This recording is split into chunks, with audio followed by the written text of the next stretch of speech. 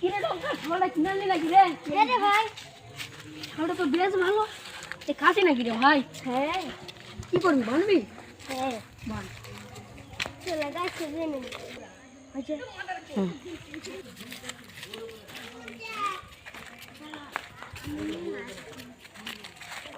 ভাই আপনি ভাই কামি ছাগল কিনলাম কুরবানি দেব।